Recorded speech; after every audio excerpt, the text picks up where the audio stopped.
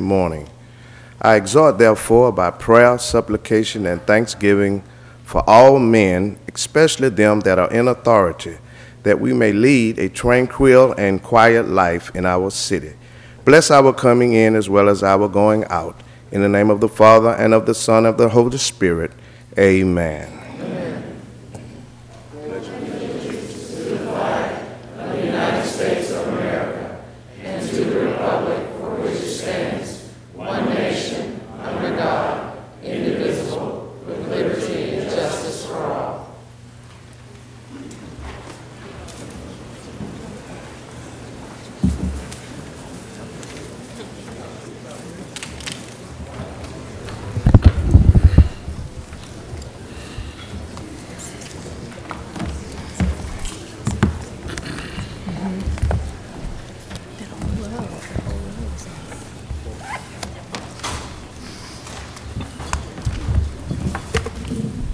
Roll call.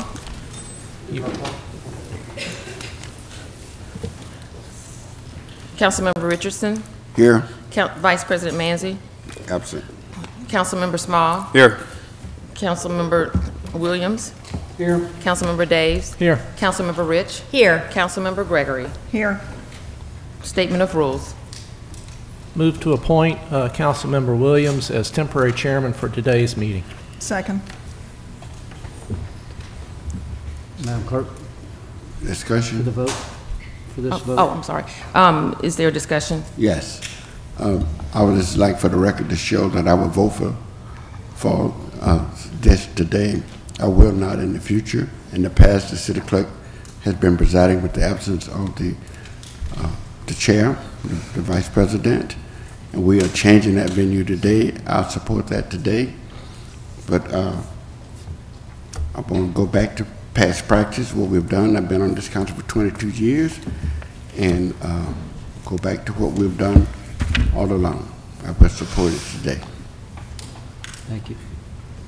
Any other discussion? All in favor? Aye. Aye. Opposed? Okay. All right. Again, good morning. Welcome to our regular scheduled meeting. The rules are quite simple. First of all, ask that while you recognize that the council is working off electronic agenda, and some may be using those to follow along, electronic devices, we ask that you refrain from using those to communicate, and turn off the ringers. At least put those on, all your phones on silent or vibrate, so that it doesn't disturb the proceedings this morning. This is a meeting of the council where we conduct our weekly business. We ask that as you come to speak, that you remove your hats or hoods or sunglasses so that we can recognize you and know you on another day and be able to recognize you and say hello. Any person desiring to address the council must register indicating a resolution, ordinance, or appeal, public hearing, agenda item before us. And when addressing the council, please make your statements to the chair, and please provide your name and address for the record. Each speaker will be allowed 5 minutes. There will be a tone that will play from the clerk's desk indicating that you have 1 minute remaining. There will be no exceptions to the 5-minute rule. With this exception, recognizing that on agenda item 01444, there are many speakers and many that desire to let us know what is on their minds. The South Alabama University of South Alabama is well represented by its leadership, and they called in early to speak. They will be allowed the 5 minutes, and we ask that other speakers that signed in today prior to the meeting for this resolution limit their comments to 3 minutes. And please recognize that having heard once an argument for this, it is okay to simply say that we agree with the previous speaker and add new comments as you have it. To maintain decorum, again, we ask that there be no undue applause or public outcry during the meeting. For this meeting only, I will be the chair, and I ask that you make all comments to me and through me so that I may ask for comments from the administration or members of the council to respond. Any person that desires to speak on a non-agenda item by our rules is required to contact the city clerk's office by 2 p.m. on the Thursday prior to our meeting. The subject that he or she wishes to address must be identified, and any person attending a meeting who has not given proper notice to the city clerk and wishes to speak on a non-agenda item will not be allowed.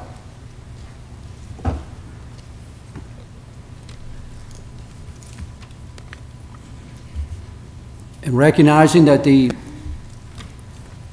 proponents for agenda item 01444, also known as the stadium agenda item, is well represented on that side by the leadership of South Alabama. If there are those that are in opposition, we will also recognize an equal number to those that have signed and called in to speak for 5 minutes as well. Please be patient with us. And again, no applause, no outcries, and we'll get through this and be able to discuss all the items on our agenda. Madam Clerk. Okay. Communications from the mayor. Good morning. Good morning. I can only recall maybe one other occasion when we had almost this many people in here and they didn't all have on JAG shirts. So welcome. We're delighted to see you here.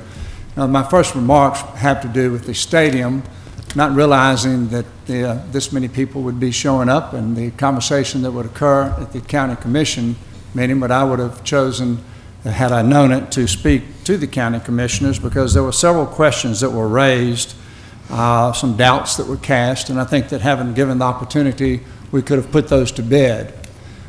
Simply put, one way to frame this is there is a $100 million challenge that the city and the county have. And when I say that is that if we have to build a new stadium to replace LAD, the estimate would be, let's say, $100 million. So one way of looking at this is that the University of South Alabama has made us a proposition. They would like to build a stadium. They're only asking us, now this stadium will be for our benefit also, so instead of the city and the county having to come up with $100 million at some point in the future, because I would pause and ask you, how many 70-year-old stadiums do you know of? So in the time frames that we're talking about as we compare cost, happen to be over the next 20 years. So the following question would be, how many 90-year-old stadiums do you know about in the United States? At some point, stadiums outlive their useful life. And so for us to replace LAD, if it's $100 million, you are offering us the best proposition that we're probably going to get, and that is South Alabama is going to contribute $60 million toward a new stadium to be used by our community. Other questions that were raised, well, I'm not satisfied with what's going to happen with the LAD property. Everybody knows that we have a dire need for more places for our youth to play. We will have a high school football stadium there. It will be able to be used not just by high schoolers, possibly middle schoolers, which does not go on at LAD Stadium. It could possibly even be used by youth sports. It would be a multi-purpose facility, be able to play lacrosse, soccer, and football. So from a vibrancy standpoint and meeting the need of the community, it is a much better proposition for the city and the county to support rebuilding of the LAD facility. When I look at the short-term opportunity, now I spoke of the big one, the replacement cost, but if you just look in the short term of what it's going to cost to maintain LAD, over the next 20 years, it's estimated that we will have to spend upwards of $33 million during that period of time compared to the $10 million that we would contribute to the South Alabama Stadium. So at the end of the day, there are a lot of emotions revolved around this, and especially because of the history associated with LAD.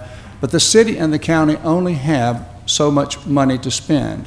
And so today, is the way I look at it as the mayor, that we can solve all the challenges that have been presented, put all the fears and the concerns and the question marks to bed, but we cannot afford to miss this opportunity because we do not have but so many dollars to spread throughout our community.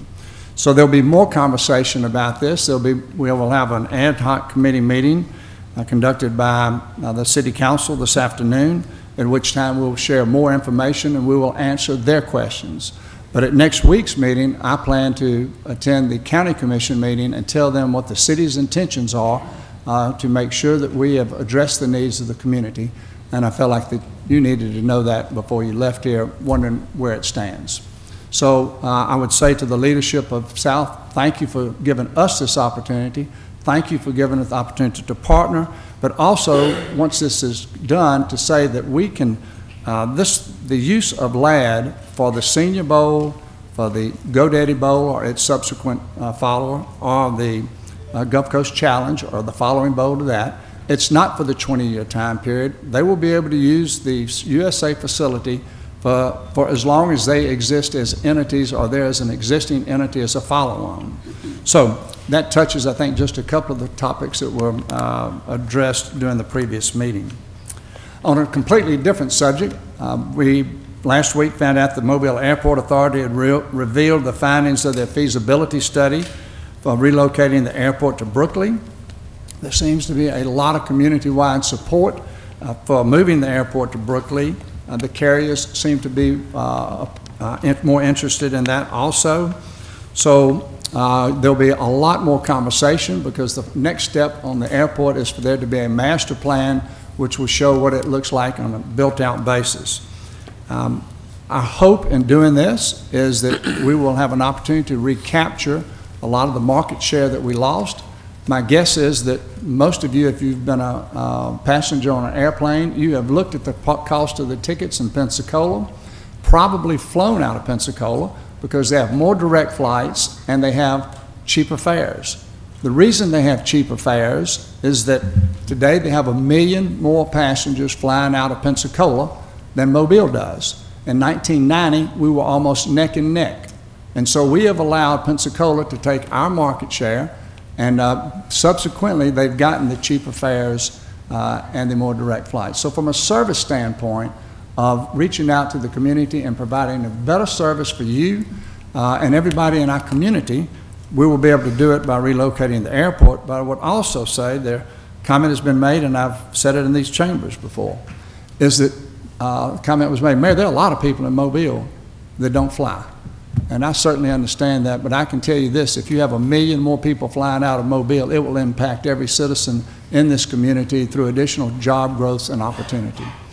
Mr. Chairman, that concludes my remarks. Thank you. Thank you very much. Councilman Small. As you walk to the podium, I have an appointment, the Frontier Airlines are accepting their first plane, and I've got to be at that. So if I walk out, it's not because I'm not interested in what's being said, it's just I have a prior obligation. Thank you. Mr. Small. Mr. Chairman, to the council, to the mayor, his administration, to the city clerk and her staff, and to the citizens of Mobile, good morning. It is another great day, not just in Mobile, Alabama, but also in District 3. I stand before the council this morning to present a proclamation. It is a very surprise to this individual. This individual is a very hard worker, not only in District 3, but throughout the city of Mobile. This individual I'm about to present this morning thinks that she came for one reason, but she actually came for two, but she just didn't know the second reason. But I want to present to the city council constituent of District 3, Mrs. Susie Roulet. Would you please come forward, please?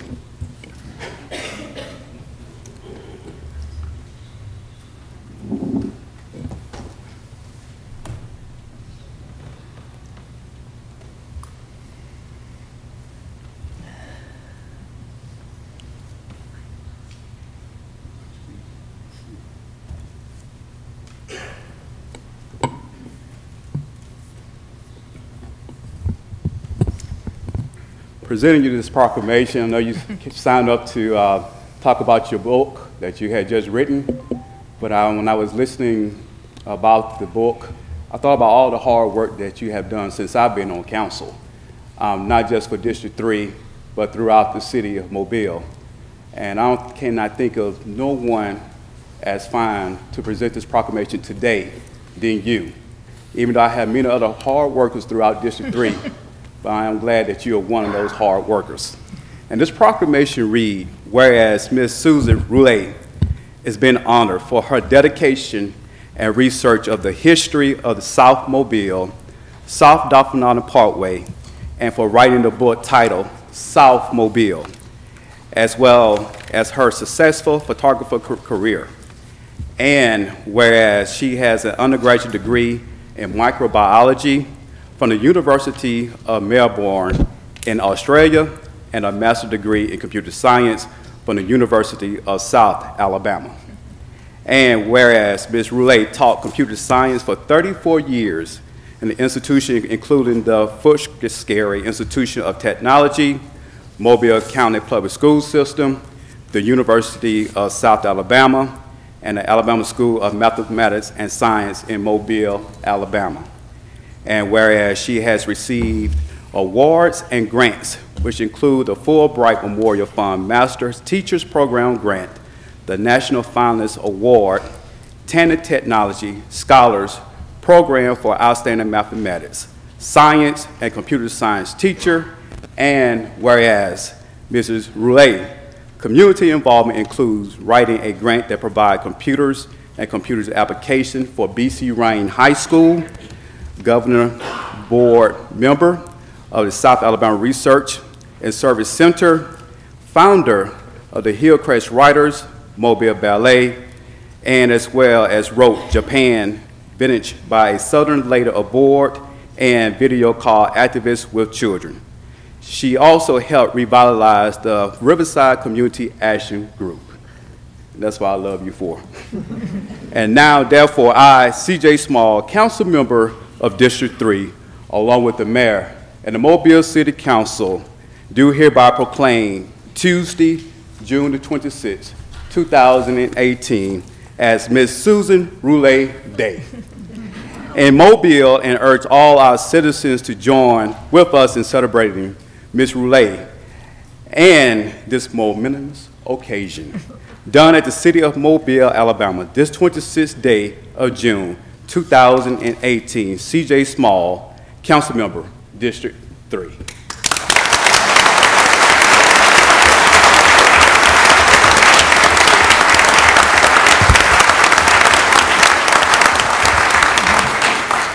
Thank you so much. I'm very touched. Thank you. And thank you. Should I just start? Yes, go ahead and start. Okay. Thank you very much. I'm very touched. Thank you. Good morning, Mayor and City Council. My name is Susan Roulet, and some of my fellow citizens and I are here to announce the publication of a new book called South Mobile, 1699 to 2018, about the southern part of Mobile. It's an area dripping with the history, as rich and fascinating as that of the old city. Did you know that the center of activity for the first settlement of French Louisiana was at the mouth of Dog River at the King Louis XIV warehouse? Did you know that the Kentucky Derby winner of 1884, Buchanan, was bred at the Magnolia Racetrack and Stables on Cedar Crescent Road in South Mobile? Did you know the first cotton mill and cotton village was on Dog River in 1859? Did you know top secret Norden bomb sites were manufactured at Brookley, and that the construction of Brookley caused homes and churches to be demolished and graves excavated? for World War II efforts? Did you know the Cedar Point Railroad was a train in 1837 that ran from Mobile to Dog River to move goods directly to and from the deeper parts of the river, bypassing the need for smaller vessels? Did you know Camp Good was a Civil War training camp on Dog River where officers Henry Semple and Edmund Pettus wrote letters home to their wives? Did you know the bay was filled with so many large fish that rodeos were held in the 50s and 60s where huge strings of fish were caught? Or that there was an annual swimming race from Fairhope to Grandview Park? Did you know Buccaneer Yacht Club had the most interesting clubhouse in the world, fashioning it from a huge four-masted schooner and hoisting it up onto Arlington Point in 1939? Did you know at one time there were as many nightclubs as churches in South Mobile? And that Elvis, did I mention Elvis, sang at the Radio Ranch and rode horseback along Dog River with owner of the Beachcomber, George Hall? Did you know the first school in South Mobile was built by African Americans in the 1890s when there were no schools at all, and on land donated by Gaines Frazier? Besides this history, the book contains many first-hand personal stories and images from residents. One of the stories is about Gaines Frazier, probably born a slave in Autauga County in 1848, who bought a large piece of property on Cedar Point Road. He raised 24 children and believed in education. His grandson, born on the farm, became the first black Lutheran bishop in the United States and an international figure who helped Nelson Mandela, Desmond Tutu, Andrew Young, Haitian President Jean-Bertrand Aristide, and others. The human stories would not have been possible without the citizens of Mobile, some of whom are here today, who told their stories and graciously opened their photo albums. I'd like to, they're sitting out here, if you would stand, and there is, and raise your hand. There's Peter Days, Mr. Peter Days, Mr. Lou Lartigue, Mrs. Mary McHugh, Mrs. Sue Pitt, Mr. Hal Tippins, Mr. Lee Spafford, Mrs. Johnette Quinn, Mr. Way Reinchinker, Mr. Ben Glover, and Mrs. Sandy Eddy. But this book would not have been possible at all without Harriet Dykes. Harriet Dykes, who has lived in South Mobile her whole life and was really able to open all the doors to the community. We'd like to present a copy of South Mobile to the city and one to our good Councilman, C.J. Small. Thank you very much.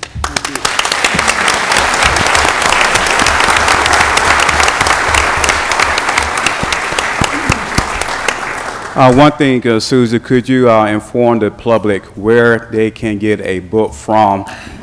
And also, I had got a chance to look at the rough draft. Not too many people know, except for the people that were raised up in the South DIP community, but in mid-1900s, there was a beach off of Dolphin Island Parkway called Albert Club Beach, and which is also in the book.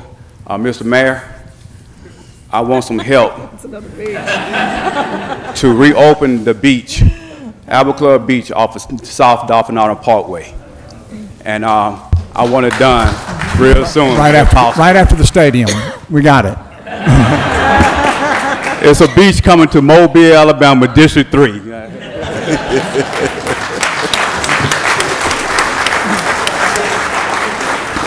Yeah. Councilman Small, I'd also say, you know, with USA's help, since they own most of that beach down there, maybe we can work out a deal. You got some folks right here. Thank you. Monthly finance report. Mr. Chairman, I think a financial report might be a tad bit dry coming after Ms. Rie's wonderful eye into Mobile history. Also, owing to the pressing nature of today's agenda, I did just want to make maybe one comment from here. And that relates to last Thursday's Supreme Court decision in the South Dakota versus Wayfair case. Wonderful decision for all states and all cities, including Mobile. There's a lot of work yet to be done. The state legislature will have to adopt an enabling act But if they do, then we will have nexus electronically with those remote sellers who sell and distribute goods into our city, and that should benefit the budget and benefit the city. Thank you.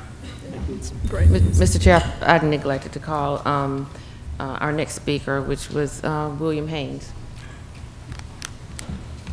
Good morning. I'm William Haynes, and I'm here today on behalf of the Downtown Parks Conservancy. The Downtown Parks Conservancy was birthed out of a leadership Mobile project in 2015, and since that time we've incorporated and expanded our board to include community leaders.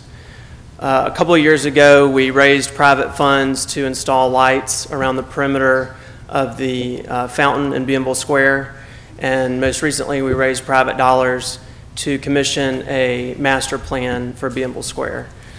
We awarded that commission to Carbo Landscape Architecture, and Carbo Landscape Architecture is here with us today to update you on our efforts.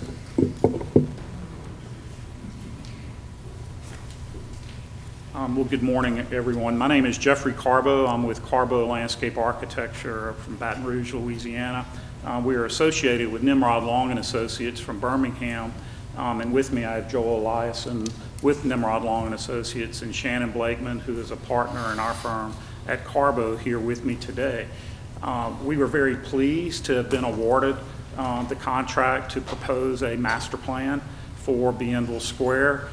We have been very aggressively working over the last 8 months, primarily engaging the community, listening to residents, citizens, business owners, anyone that was interested in the park, government officials.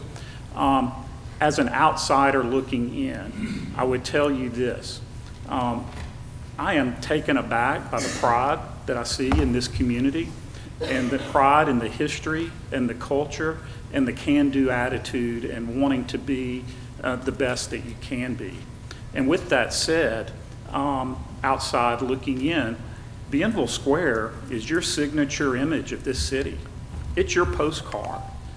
If I got off the interstate and came downtown, that is some of the imagery that I would take away with me. And quite honestly, I pass through the interstate quite often, didn't always get off, have discovered downtown Mobile, your wonderful restaurants, your shops. It's been quite an immersion for us over the last 8 months. But I think what I really wanted to impart you with is that Bienville Square is everyone's park.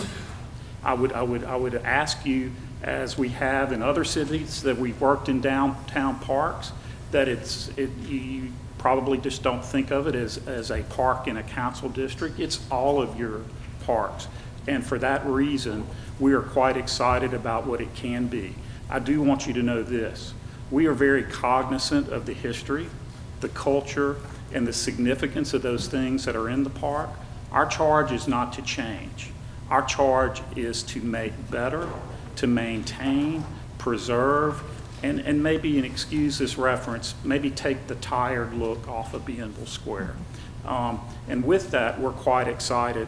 And I can't tell you again how pleased we are to be working with the Parks Conservancy, the Downtown Mobile Alliance, and we appreciate all of your hospitality and all of your help. Our hope is to have the master plan completed later this year, and a strategy to make it happen with your help. Thank you. It's good to have you here in our city, and we look forward to your work. Thank you. Thank you. Thanks, Will. Madam Clerk.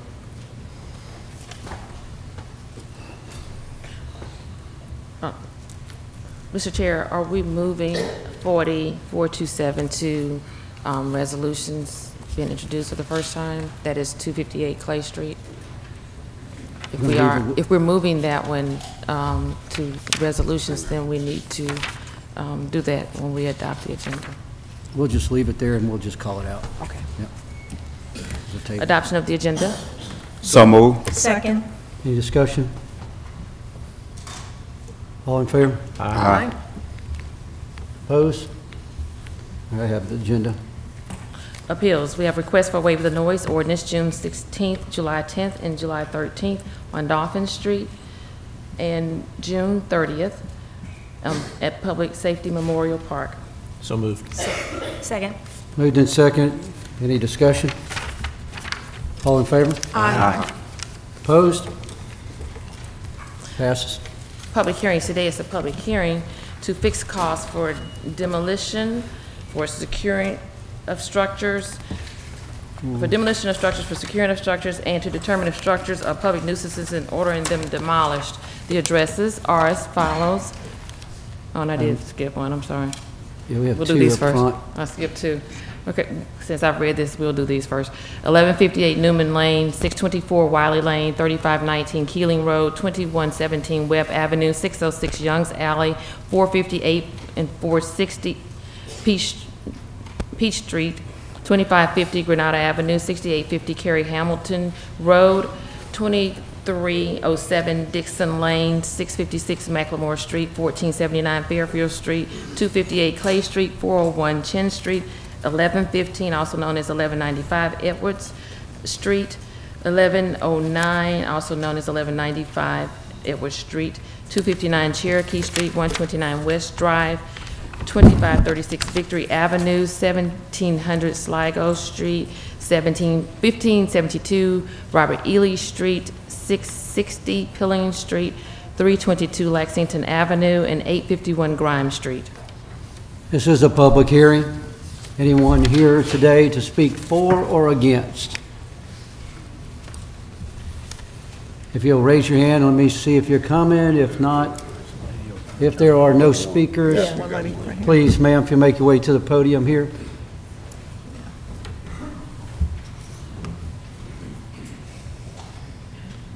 And while she's making her way to the podium, there was an address read at 258 Clay Street. At the appropriate time during our meeting, when we address these, we will table that at the request of the administration.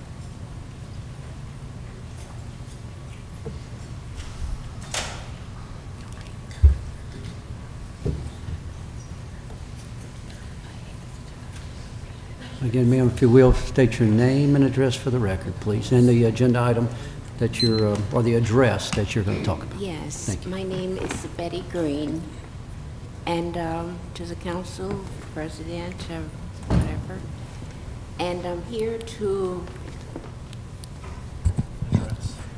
speak on behalf of my property at 640 Wiley Lane. All right, 640 Wiley. Yes. All right. And then, if you will, give us, again, your name and address for the record. Okay, it is Betty Green. I live at 164 4th Avenue, Chickasaw, Alabama, Okay, thank you. 36611. Now, with the address that we have on our agenda is 624 Wiley. Yes, 624 Wiley Lane. Okay. Yes. All right. Okay, that's the property I'm here to speak about. Yes, ma'am.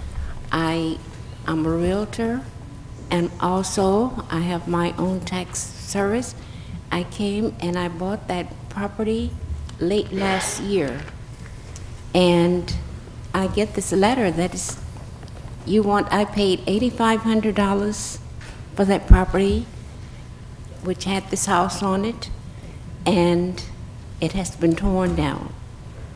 And I feel like I've been robbed of my money. You want to charge me $2,600 for cleaning it off.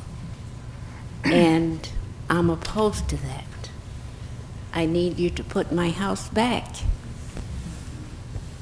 where it was, or pay me the $8,000. I haven't had this property for just a few months. And I'm just a single woman, and I have no help. And I do thank you for cleaning the property, but I wanted the house, but you tore it down. Yes, ma'am. We should have in our audience Mr. Davenbaugh. If you'll turn around and see that he is there. The things that you have asked us for, he'll address some of the procedures with you that took place and what goes forth. Today, we are simply going to fix the cost that was charged. Now, what will happen after that may be a matter between you and the city, but the council's only position on this one today is to recognize the cost of the demolition. Okay. Also, 851 Grimes Street. Yeah, I was raised at 854 Grimes Street. And I know that property is looking bad, but can it be sold? It's not on here. And that'll be another item from Mr. Davenport can talk to you about all the procedures that take place following this meeting. Again, we are simply here to fix the cost of that demolition. Mr. Richmond, do you have comments? Yes, I was going to ask you, That's the last one. were you notified that the house was going to be demolished? I was not. I was not notified. I only got one letter, and that was to show up today. But I was not notified. Mr. Presider, over and over again, citizens come here and tell us the exact same thing. So we need to know or not know. We can't keep going down this road where citizens show up and say, I went by there and the whole house gone, didn't nobody tell me nothing. And then our people say, well, we notified everybody, somebody is wrong. And we need to get down to the bottom of this. Yes. I just want to find out whether or not you have been properly notified. I was not. This is new to me. Chair, Yes, Ms. Rich? on 851 Grimes, that hasn't been demolished. That is for this council to determine whether it's a public nuisance. And you have some time to secure that home. You have to work with the city department and communicate. That one's not, that's two different issues today Okay. before us that you have interest in. Yes. I believe she was inquiring, could it be purchased? I think she said she was raised up next door to that particular property, correct? Yes, right. Mr. David Bach, he can go over everything with you and probably can put you in touch with the owners or give you the owner's address where you can get in contact with them. From my understanding, once we determine today, you will have, or the property owner will have 2 or 3 months to go ahead and demolish on his own. So there should be enough time for you can contact the property owner and see if they want to sell that particular property. Yes. But Mr. David, he'll take care of you. Okay. All right, thank you. Thank you. Mr. Chairman. Mr. Davis? Ma'am, coming back to 624 Wiley Lane for a minute, I believe I heard you say that you only recently purchased this property? Yes. That could have something to do with the notice issue. The notice, I don't know, you're going to have to talk to Mr. Dolphinball, but I suspect what may have happened is that the notice went to the prior owner. Mr. Dolphinball is nodding in the affirmative, but I would suggest that you talk to Mr. Dolphinball. And to make things clear, what we're going to do on this particular item, as we will with Clay Street, we will not vote on this item today. We will postpone it, postpone our vote so that everything is clear and that all questions have been answered. Okay. Okay, so it will be at least a week, at least next week's meeting before we address this again. Okay. But we'll decide that one in the latter part of the agenda. Okay. Thank you That's for coming fine. down, and Mr. Davenport's right there. He'll step out with you Okay. and discuss everything that needs. Thank you so much. Thank you. Mr. Presider, Mr. I want to have this last comment to say about this. What we may want to do, we may want we may want attached to this agenda, if we're going to demolish something, all of the related documents to be submitted to the clerk so we can see that the person was properly notified. We may want that information before us. It's nothing before us but an address. What we may need is all of the documentation used to make that decision attached to this agenda so we would know, and we can cite from there to the people coming to this matter. We have evidence here that you were notified on November the 6th. We don't have nothing. So moving into the future, we need documentation on our agenda to support it. the vote we're going to give. Thank you, Ms. Davenbaugh. Yeah, If you will. Mr. Chair, just a moment. David, y'all send certified letters, do you not? Yes, that is correct. Municipal enforcement sends certified mail to all parties of recorded interest in the property. That could be the property owner, anyone with a lien that's recorded with probate court. We also advertise in the city press register. We also post the property at every stage. The initial posting, when the council declares it a public nuisance, we post the property. We also file a list pendants with probate court.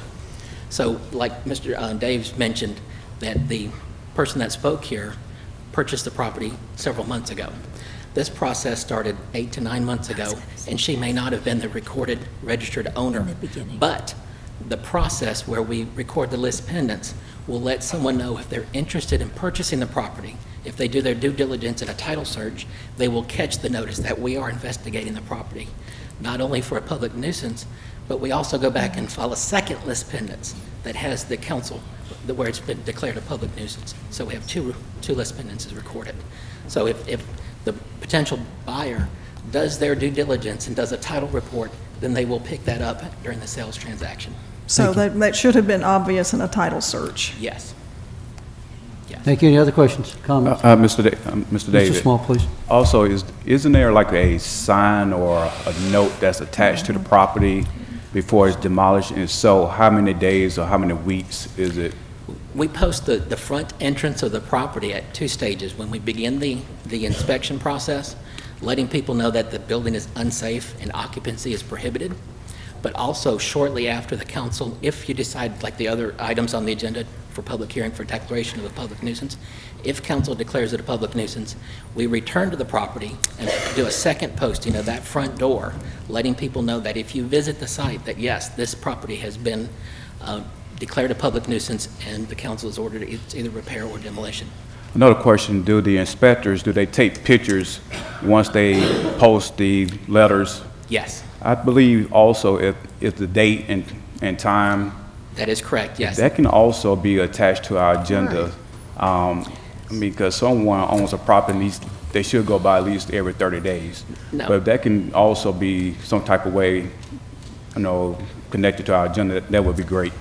Yes, and to follow up on Councilman Richardson's request of the additional information, if you look at the attachments of those items that are on the agenda today for public hearing to declare the property, you will see our staff report that has the 45-day notice that we send, but also a copy of the title report from the city when we did a title search. All of those people in the title report have been sent 45-day notices that you have in the packet. You also have copies of photographs. We also have attached an inspection report listing the deficiencies of the property. So if you would like to review that, and if there's any additional information that we need, we will provide it. However, the speaker here was for a fixing cost resolution. The fixing cost resolution does not have that supporting documentation because we've already been to the council. Okay. Ms. Wood? Thank you, David. While you're at the podium, I had mentioned 129 West Drive in the conversation I had with the current owner, and I've sent emails with their information, and hopefully yes. they really want to work with the city, so I'm going to keep it in its place right now, not remove it or table it. Yes, and we would appreciate to go forward with the Yes. declaration. And the municipal enforcement will always work with a property owner or an entity that has an interest in the property. If they can work forward with us, a work plan, a demolition permit, we'll be happy to step back and let them take care of the property. And they've got your email address as well, so thank you very much. Thank you. All right. Recognizing we're going to postpone this one when it comes time for the vote and table the Clay Street. Is there any other speakers for or against the properties or the addresses that were read out by the city clerk?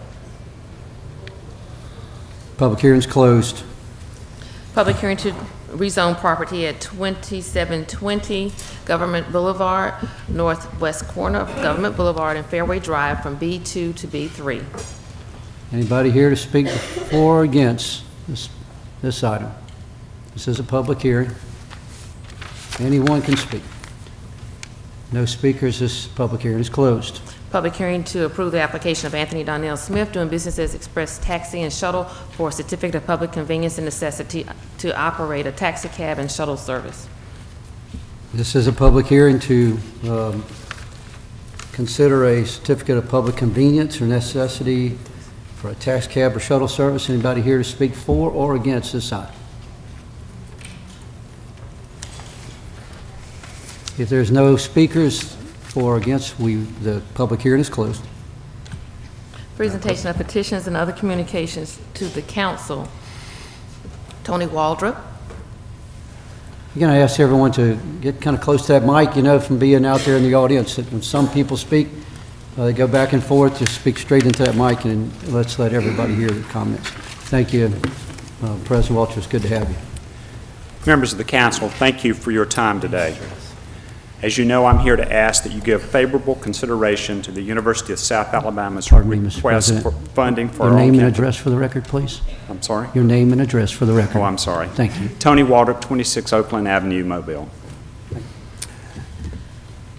I'm here to ask that you give favorable consideration to the University of South Alabama's request for funding for our own campus football stadium. And not just because it's right for the University of South Alabama, but we believe it's right for Mobile and for the county as a whole. In fact, we believe there is a very compelling case for the city's support of the stadium, and that case is built on 3 pillars: economic, cultural, and educational. First, the economics case. It is certainly our understanding that the City of Mobile's expenses for the maintenance, repair, renovation, and operation of Ladd Peoples Stadium are significant. We've certainly heard statements that for less, the city can invest in a brand new state-of-the-art stadium that will provide not just a venue for the University of South Alabama football, but would also welcome visitors from all over the country to experience the Super Bowl, the Senior Bowl, Dollar General Bowl, and Gulf Coast Classic in a beautiful new facility if the leadership of those organizations want to utilize it. It's our belief that the city deserves a first-class venue for athletics, and the city will have access to one for a very reasonable investment. At the request of the mayor's office, and because of our long-standing commitment to the community, the university is prepared to make a contribution of $2.5 million to ensure that Ladd Peoples Stadium can be transformed into a better and more appropriate venue for high school football and other sports. It is unusual for a university to provide this kind of cash support to the city, but USA believes that being a good partner in the community is a very important part of our mission. Also, in terms of economics, a new football stadium will be an economic engine for the community. The $70 million that the university will spend on construction, preparation, and services needed to build, equip, and operate the stadium will have a ripple effect on the economy of the region, costing millions of dollars in added economic impact. And we have no doubt that the stadium will provide economic benefit to the surrounding area through the development of new businesses, such as the new hotel that is currently being constructed near campus on Old Shell Road. Now the cultural case. Currently, Mobile is without a venue that can adequately attract the same kind of large-scale cultural events that occur in cities to our north, east, and west, but bypass Mobile because there's not an adequate venue for them here in Mobile. We're very interested in working with the city to work on accommodating new events and opportunities to the city, events that a new facility can make possible. These events will add a new cultural depth to our community. And finally, educational. The University of South Alabama has for 55 years helped to bring the world to Mobile, and we continue to enhance the quality of life in our region. The students, researchers, teachers, healthcare workers, and others who work at the university, at the university bring to Mobile, make our community a more educated, more vibrant, and more attractive place for corporations and organizations and others as well.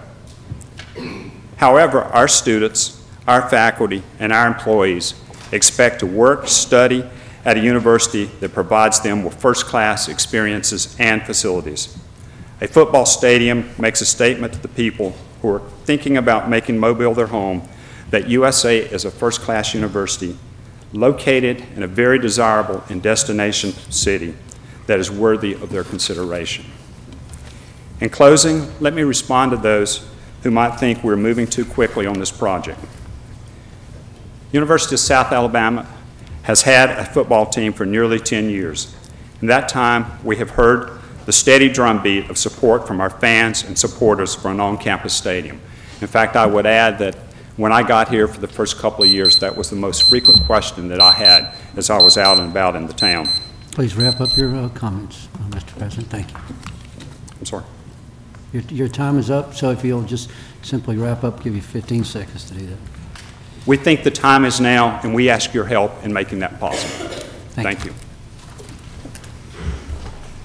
Zora Kelly, and following Zora Kelly is Doug Whitmore.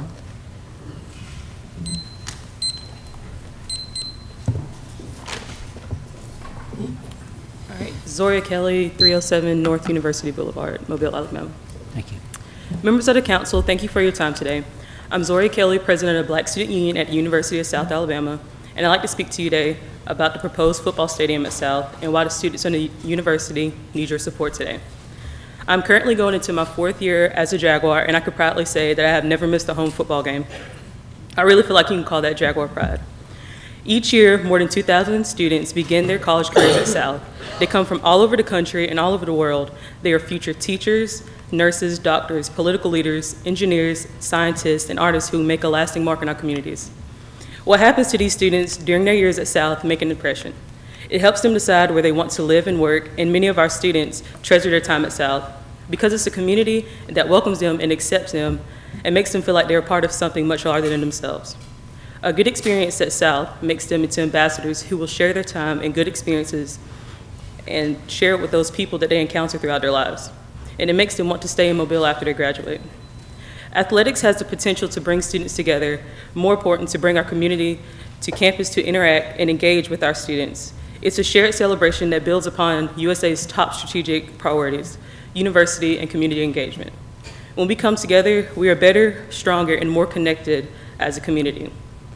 I can just imagine a game day on campus with tailgating spread out around campus, colleges and organizations tailgating outside of their respective buildings, building, branding, and creating new traditions for our future and current Jaguars. We have such a beautiful campus that we don't always utilize. Unfortunately, many of our students don't have that experience at Light People Stadium. It's too far away from campus, and many of our students aren't able to travel to games. It's not our facility, not one that we can truly call our own. Being a former Jaguar marching band member, we would have 12+ hour game days just because we have to travel to LAD. Every home football game for the J&B football team, cheerleaders, and students is like an away game because we have to pack up and take everything with us. I believe our students at South are happy to be at an excellent university, and happy to be in a wonderful city. Keep us here in Mobile as productive alumni and citizens who contribute to the health, wealth, and well-being of our city. Give us as students in our community a chance to connect on campus in an outstanding shared experience in a beautiful first-class facility by helping the university now. The legacy of the city will resonate with thousands and current future students and who call Mobile home. Thank you. Thank you very much. And just to clarify, we had a misunderstanding between me and the city clerks. Anyone that is in this list of people who called in by Thursday of last week is getting a full 5 minutes, so I apologize for the beep during your presentation. Well done, thank you. Doug Whitmore, 5005 Spring Park Drive South, 36608. Members of the City Council, thank you for your time today.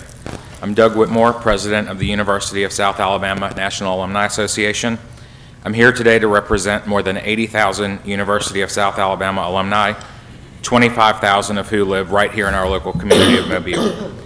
Many of our alumni have reached out to me over the past few days to express their hope that the City of Mobile will partner with the university on this important project. First, let me say that the football stadium will truly be a partnership among many organizations and individuals.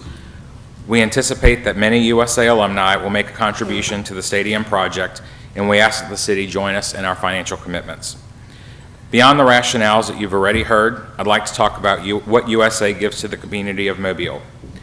Thousands of USA alumni are woven into the fabric of the community. We are teachers, healthcare workers, engineers, and business people who make Mobile a great place to live and work. we pay taxes, we buy goods and services, and we volunteer with countless community organizations. Our students, including our student athletes, are out in the community volunteering with civic organizations to improve the lives of our citizens. These students provide thousands of hours of community service to dozens of community organizations throughout Mobile every year. Our faculty and employees are working in the community every day to make Mobile a better place. Think about just a few things happening at USA that could easily be taken for granted. The Trauma Center at USA Medical Center, the Archaeology Museum on the main campus, the Coastal Weather Research Center, which predicts the path of severity of hurricanes that impact our region, the Innovation Incubators at Technology and Research Park, the Cancer Research at USA Mitchell Cancer Institute, the arts performances offered by our Music and Theater Department, the Neonatal Intensive Care Unit at USA Children's and Women's Hospital, and the partnerships the university has developed with our major corporations like Airbus, Austal, BASF, and Hargrove Engineers and Constructors. I could go on at length about the ways in which USA provides value to the Mobile region and the economic benefit of the university activities, but I think we all get that idea. The university is a catalyst for positive transformation in every corner of our community. We now ask that you, our elected officials, stand with the university and the thousands of alumni who live right here in Mobile as we take yet another step forward in the evolution into a world-class university. Thank you for your time. Thank you. Roxanne Bates, and following Roxanne Bates is Joel Erdman.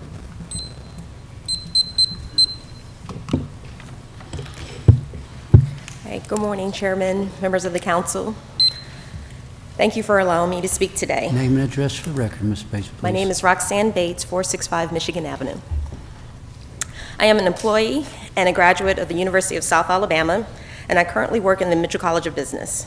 I am also a resident of the same district that includes Ladd-Peebles Stadium. In fact, I live 2 blocks from the stadium.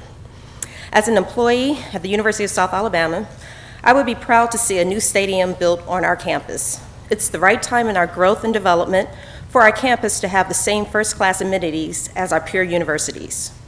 What we are proposing to do is not at all unusual. Around Alabama and the Southeast, most university football programs have great facilities to go with them. And for these reasons you've heard stated today, the new stadium will further invigorate our campus life and spur better engagement with our alumni, friends, students, and the citizens of Mobile.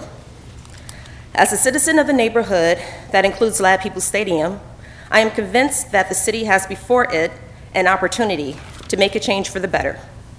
We desperately need improvements at Ladd-Peebles Stadium to make it a better facility, one that our neighborhood can be proud of. You only need to go to Ladd-Peebles once to realize that this facility is not up to the standards of modern-day sports venues. I am not here, however, to list the maintenance issues with Ladd-Peebles that I am sure you are well aware of, but I am here to say that the University of South Alabama will at some point build an on-campus football stadium. If the city steps up now and provides assistance, it will happen sooner, and our neighborhood will benefit from the university's offer to contribute $2.5 million to make Ladd-Peebles Stadium a better and more appropriate facility. If the city doesn't contribute to the project, at some point in the future, USA will build its stadium with private donor support, and the opportunity to have the university's funding support to fix Ladd-Peebles Stadium will have been lost. We have an opportunity now to make something positive happen for both the university and our community. Let's not miss that chance. Thank you. Thank you, Ms. Bates.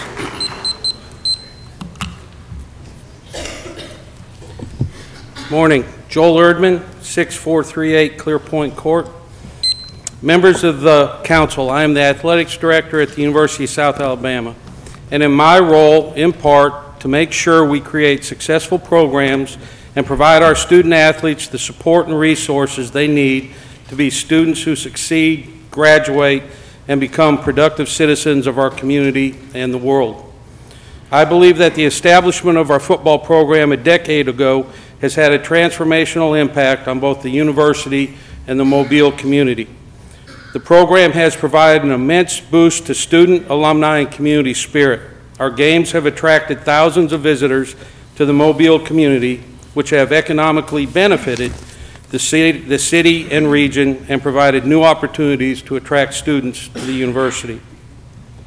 Over the years, supporters of South Alabama football have been vocal about their desire to see an on-campus stadium that will allow more students to easily attend games and will provide a first-class, state-of-the-art venue for people from throughout the region and country to attend and enjoy college football games and other events. We now have the opportunity to make that desire a reality. South Alabama football has matured as we have been diligent in our progressive vision to grow and compete at the most elite level in college football. We are one of only 129 football programs in the Football Bowl subdivision and college football playoff. Frankly, we have reached the time where LAD no longer meets our needs. The stadium, which is approaching 70 years of age, is marginally serviceable for a program such as ours, and the maintenance and customer service issues will only continue to increase as time moves forward. The facts are that the university needs an on-campus stadium. The City of Mobile needs to identify a solution for ongoing challenges at Ladd-Peebles Stadium. We have a window of opportunity right now that is a win-win. Please solve the problem. No longer should the same concerns and issues need to linger year after year due to uncertainty and a lack of logical action. We have a solid financial plan in place. The university has committed that this stadium will not be paid for with tuition dollars from our students. The debt service on the stadium will largely be paid from redirected internal expenditures that are currently being used towards rent and other specific expenses at Ladd-Peebles.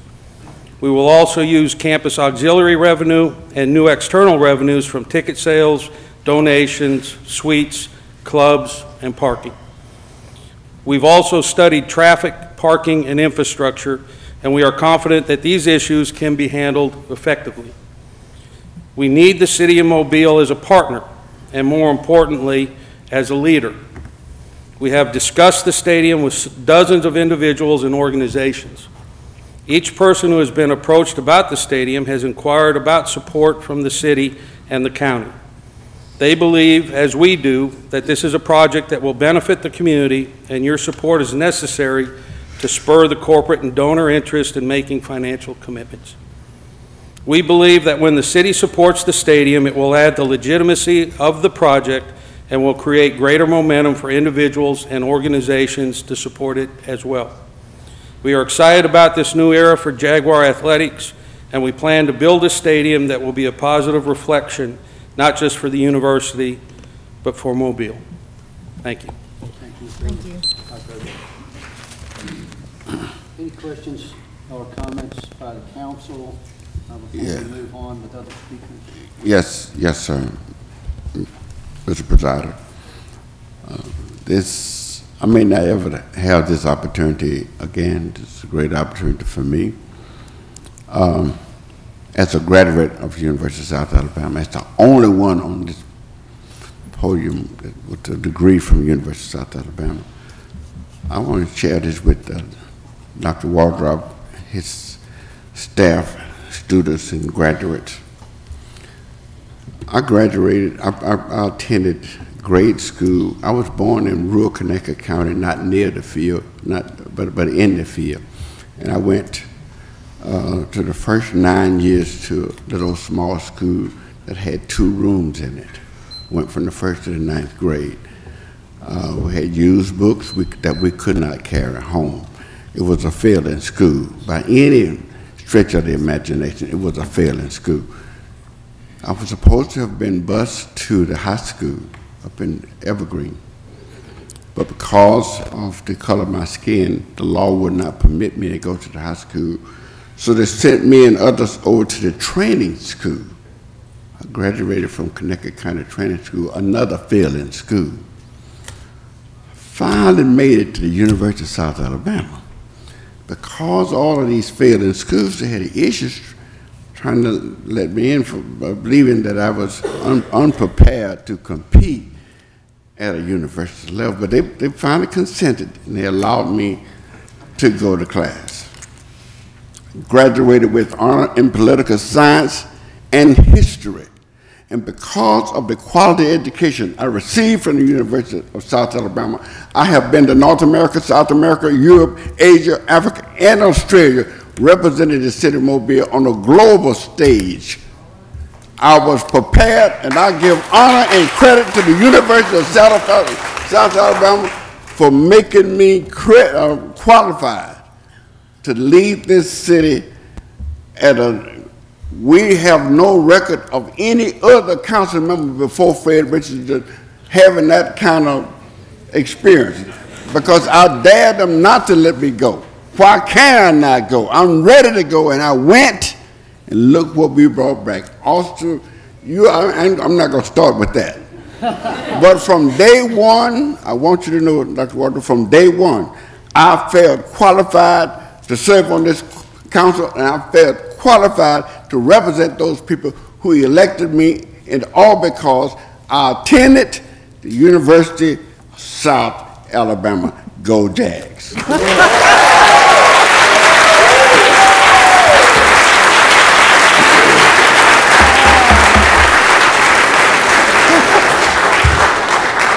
All right, I think that did deserve some applause.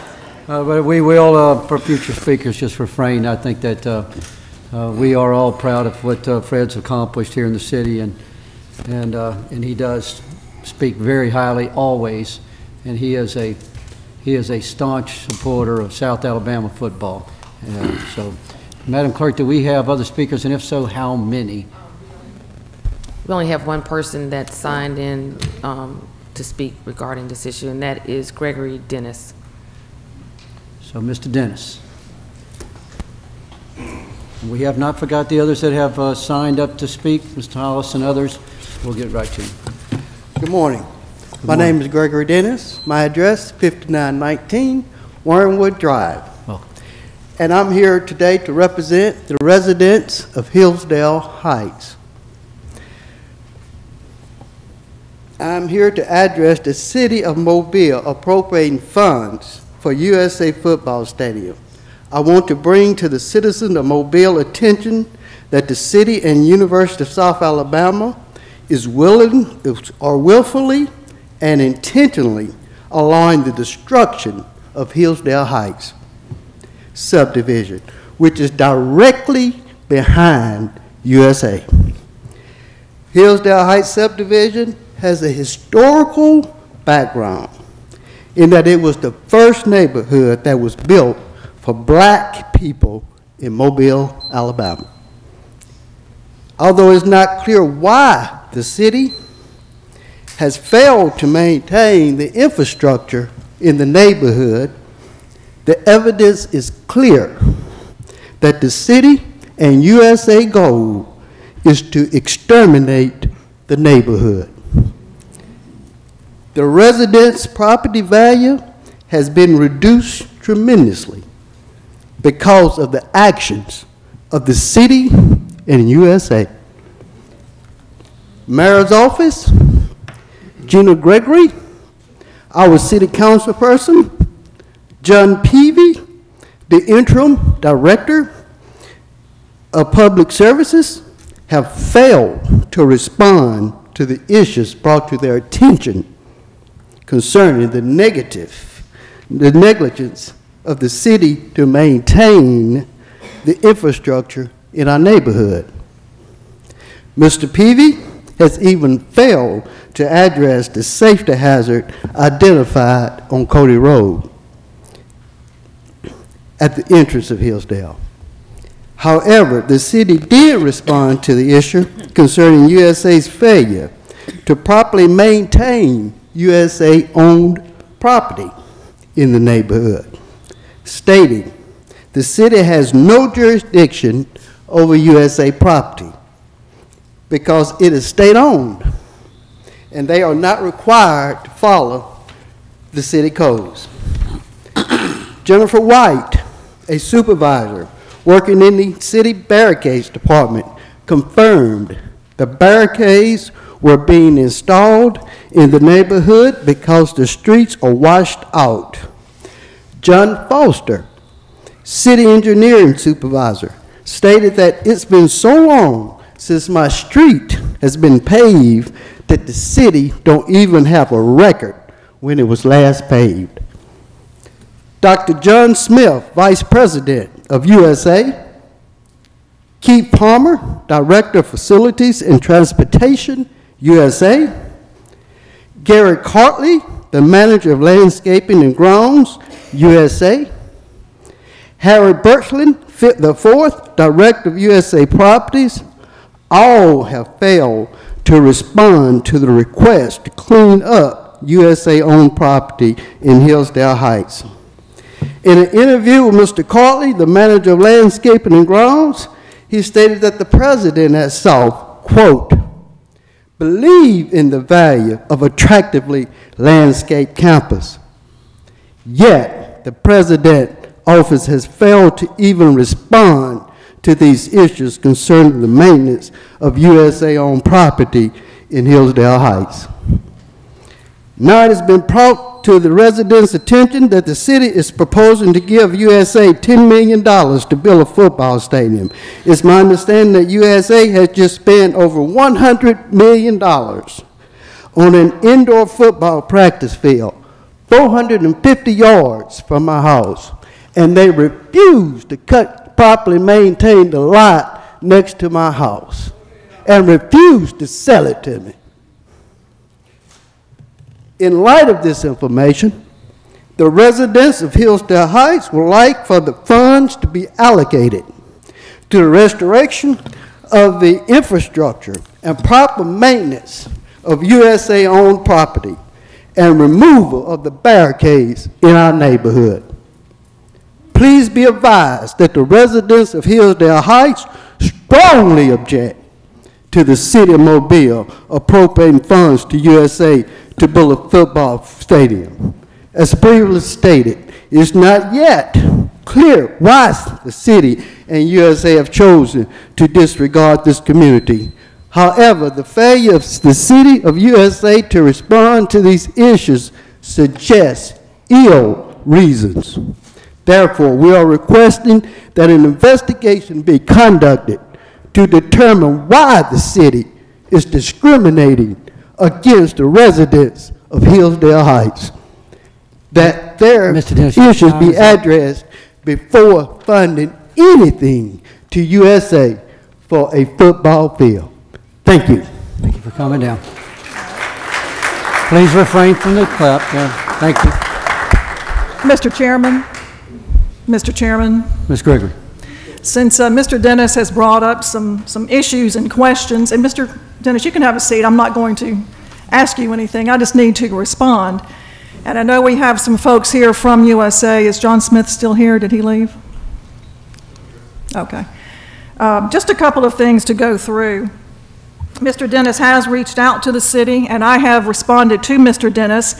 He was not amenable to what I sent to him, the information that I sent to him, and I am, or have been, Mr. Dennis, in the process of putting together more details to answer your continued questions. So you will get some more details from me shortly. I toured the area yesterday so that I would know exactly what it was you were talking about. I've seen the properties that Mr. Dennis is talking about, and just to give you a wider, I guess, view, the whole back of the Hillsdale neighborhood is basically owned by the University of South Alabama.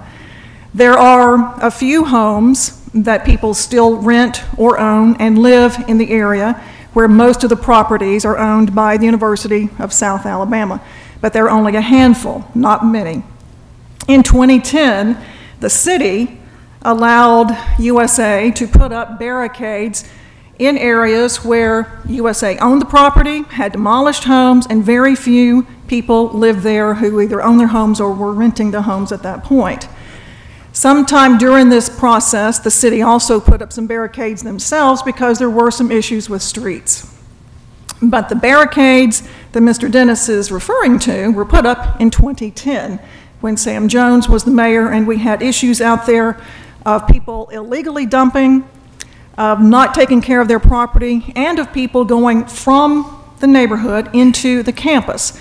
So the barricades were established then to stop all of that. Unfortunately, people still go on those properties, those vacant properties, and dump every day. New dump sites are established. And yes, that's true, Mr. Dennis, you see it all the time.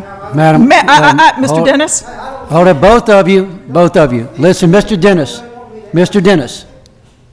I'm going to ask the council lady to please not address Mr. Dennis either in this format. And Mr. Dennis, you're welcome to come back in 2 weeks and talk to us again. But it is part of our rules that we don't do opposition. So, yeah, thank you for coming, though. But because Mr. Dennis had brought up these issues, I wanted to respond.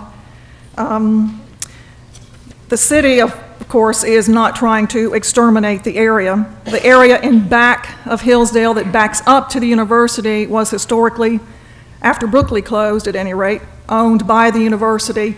A lot of those homes were abandoned. They were in terrible shape. We asked the university years ago to do something about it. So they demolished those homes. And so now many of those properties are vacant. And the university comes out, they mow the right-of-way area, but they don't mow the natural vegetation. If you take a ride out into Hillsdale, you will see homes that the university owns versus homes that are privately owned. And you tell me which ones are in worse shape. Some of them you can't tell the difference. Some of them are more blighted looking than the ones the university owns. But again, the university doesn't have that many homes that are still standing on these properties. Most of those are vacant properties. Jennifer White, her name was brought up. She is the city engineer. She is the traffic engineer. Back in 2010, again, barricades were allowed to be put up by the city. There were some areas that were washed out. We had some issues. And Jennifer's department allowed some barricades to be put up so that people would not run into those areas that were sinking. But Jennifer tells me, she never told me, and I'm sorry, this is going back and forth, but Jennifer White told me they never established those barricades only due to issues with the streets.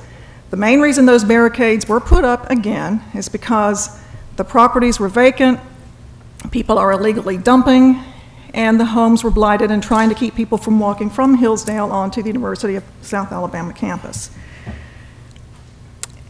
The University of South Alabama owns, I don't even know how many acres back in there, but there is a large buffer between where the university owns the property and most of the homeowners in Hillsdale.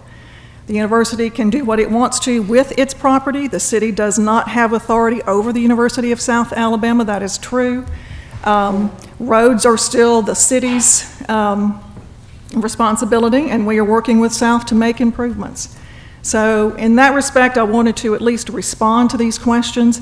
The stadium and what is going on and the proposal for the stadium has nothing to do with whatever is happening with homeowners or renters in the Hillsdale neighborhood. Thank you, Ms. Gregory. Madam Clerk. Timothy Hollis. And as Mr. Hollis is making his way to the podium, I recognize that there are many people here that hope to hear a vote. The vote will not take place for at least 1 week, and it is quite possibly it'll be July 10th. A motion will be made to hold this meeting or hold this over until July 10th or postpone the vote, and we will have a committee meeting at 3 p.m. on the 9th floor. Thank you very much all for coming. Mr. Hollis. Before I address myself, I signed up last Thursday before 2 o'clock, so I feel I'm entitled to my full 5 minutes. You will. That's right. Yes, sir. Timothy Hollis, 1924 Seal Street, Mobile, Alabama, District 1. We talk about history today. Let's talk about it. Ladd Peebles Stadium, formerly known as Ernest F. Ladd Stadium, opened 69 years ago in 1948. It currently seats 33,471 seats. The stadium was constructed in 1948 with private funding from a local banker wishing to create a permanent honor to his mentor, Ernest F. Ladd. The stadium even hosted a concert in 1955 from some of country's greats, including the name of Elvis Presley. In 1997, it was named Ladd Peebles, continuing to honor Ladd, but also honoring E.B. Peoples, a civic leader who was instrumental in the revitalization of the Senior Bowl. In December 6 of 2008, the University of South Alabama finally decided to create a football program per the Board of Trustees, electing to use LAD for at least 7 years. The stadium then underwent a $2.2 million facelift, which we can recognize by sight today. The first game ever played in our beloved LAD stadium was between the University of Alabama and Vanderbilt. And from 1948 to 1968, with the exceptions of 1960 and 62, Bama played 1 game per year in LAD. If, to my understanding, everybody loves Roll Tide around here. In 58, legendary coach Paul Bear Bryant coached his first game as the Tide's head coach here in Mobile. The Senior Bowl played its inaugural game in the Gator Bowl in Jacksonville, Florida in 1950, and has never played another game outside of the city of Mobile since then. In our Aging Beauty's history, we have only seen a $10.3 million facelift go towards the renovations of Ladd Peoples, which is shameful. A 69-year-old venue has only had $10 million put into it in over its lifespan. But we're here to elect to put $10 million into something that we want to see coming to fruition for something that the city won't reap any benefits from economically, because this is only to help the university. I understand that the university has been here with cancer researchers, with the trauma centers, with the women and children's programs. I understand all of that. I understand that they invest into our school systems. I get that part. But our city has other business, and it's not to fund a state school. Alabama Memorial Preservation Act of 2017, Alabama Act of 2017-354, Senate Bill 60, an act of law which requires local governments to obtain state permission before removing or renaming historically significant buildings and monuments that date back to 40 years or longer, signed into law May 25, 2017. The law created the Alabama Monument Protection Committee, a board of 11 members who will decide if something that's monumental or historic should be named or changed. In 2017, the Alabama Historic Rehabilitation Tax Credit was acted on and legislated on the street of St. Michael and Royal Street by our district council member and our city mayor. It's a 25% refundable tax credit available for private homeowners and owners of commercial properties who substantially rehabilitate historic properties that are listed in or eligible for the National Register of Historic Places and are 60 years old or older. USA has more than $360 million in assets. 9 Division I colleges have built new stadiums without the help of their city or county in the last decade. Only one reference was Baylor, and their university is found in the downtown area of the city they reside in. And to the mayor's comments, there are several stadiums that date back past 60, starting with the Coliseum in California, Soldier Field in Chicago, Lambeau Field in Wisconsin, Oakland Coliseum out there in Oakland, California.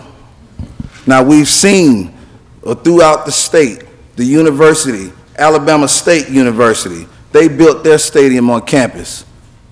Though it was built through settlements through the city, you didn't see the city tearing down the Crampton Bowl just to please and support what Alabama State had going on. As I close, all I'm here to say is if the city thinks that they're going to vote and put my money that I pay in taxes to South Alabama, we'll boycott and we'll protest. Thank you, Mr. Hollis. No applause, please. Thank you very much. Next speaker.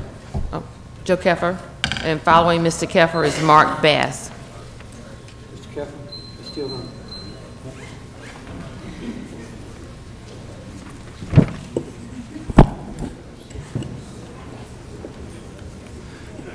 Thank you. My name is Joe Keffer. I'm from Montgomery, Alabama. I'm also with the Poor People's Campaign. Mr. Keffer, I'm going to restart your time.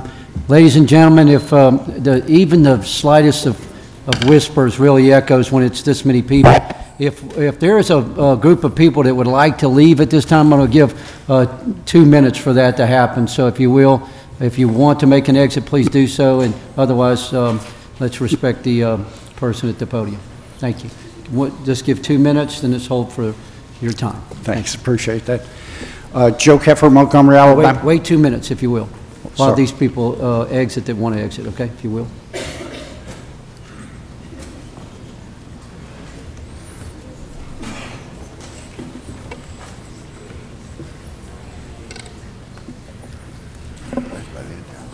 Yeah, I'm just going to let it get quiet here and move.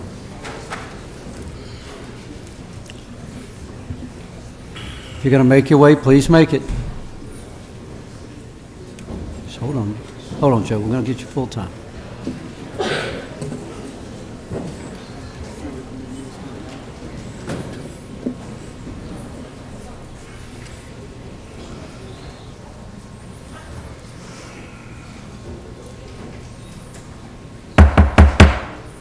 All right. Thank you very much. Mr. Keefer, please go ahead. Joe Keffer, Montgomery, Alabama, Poor People's Campaign. I'm a member of the NAACP and the Alabama Coalition for Social and Economic Justice. Residents of the city are angry. There's letters, numerous letters that have been written to City Council, to the Mayor's office, and I'm directing my comments basically today to the Mayor's office. But they're angry, and you might say, don't want to trivialize this, just as you don't trivialize the issue of the stadium, you don't trivialize trash collection and garbage collection and the city employees that do that job. And the organizations that I'm with are here on behalf of those city employees. What we're concerned about is that the city blames, and the newspaper accounts say that the trash is days behind. The city blames it on the weather. They blame it on the workers mainly. And they've come out publicly, and we're really concerned about this. They've come out within the last week, and they say that it's the employees' fault. That there was 3 employees that were put on administrative leave, and that's why trash collection is behind. To me, that's outrageous for the city to come out and blame its workers and blame 3 of them that have been placed on administrative leave for something like this. This is something that is a problem that doesn't go back to the workers. It goes back to the administration of the department. What's happening in trash and refuse collection, and people have a right to be concerned because it has to do with blight, it has to do with disease, it has to do with the impression that the people have of this city when they come into what it looks like. And the workers are out there and they're doing a job 6 and 7 days a week, working on holidays, working 12 to 14 hours, and they're not getting any respect for it. What they're doing is getting blamed for the problem when it's not their problem. They just put out a notice to hire 21 employees. The fact of the matter is that employees have not been hired for years. And now they're coming back and they're trying to say it's the employees' fault. We're here to say that there's something else going on here, that it is on administration. I'd just briefly like to go into 1 or 2 other issues that are there. One of them is the dignity and respect that this administration treats its city employees with. City employees are basically under surveillance the whole time that they're on their job. There's cameras in their trucks. There are cameras in the meeting rooms. There's cameras every place around where they go. They can hardly take a step without somebody monitoring what they're doing. They're constantly called into counseling sessions over their productivity, standards which have never been addressed with anybody, how fair they are, or what kind of an impact it has on the workers. So we're here, and we're here to say that it not only impacts the dignity and respect and the fear and intimidation that's created by an administration that has no respect for its employees, but we're here to say that the respect also goes to the wages that they received as we go into this budget process. Workers are out there paycheck to paycheck. Spouses are working. They're working 2 jobs. They're 1 medical crisis away from a bankruptcy. Workers cannot make it on the type of wages that they're being paid. So we're asking you as a city council, and we're asking the mayor's office to do something about this problem in the very near future. And see, the last thing is that we're being told that, hey, maybe you should come in here with a little bit of brown sugar or a little bit of sugar. Maybe you should come in here and wait your turn. The fact of the matter is that workers have been waiting for years and have not received any satisfaction. Now is the time to do something. We're here and we'll continue to be here. The community, I think, will support when all the facts come out, and I know that the organizations that I'm part of supports the workers in this matter. Thank you. Thank you. Next speaker. Mark Bass, and following Mr. Bass is David Smith. Good morning, afternoon, evening, whatever it is at this time. My name is Mark Bass. I reside at 505 Dr. Martin Luther King Jr. Avenue. I spoke to the council on May the 22nd, 2018 in support of the city workers.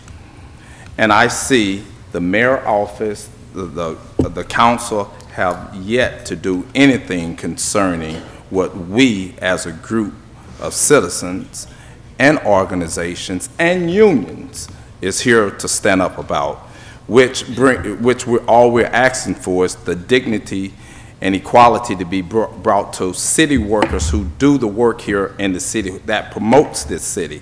As I understand it, the city has taken a position not to support or deal with unions.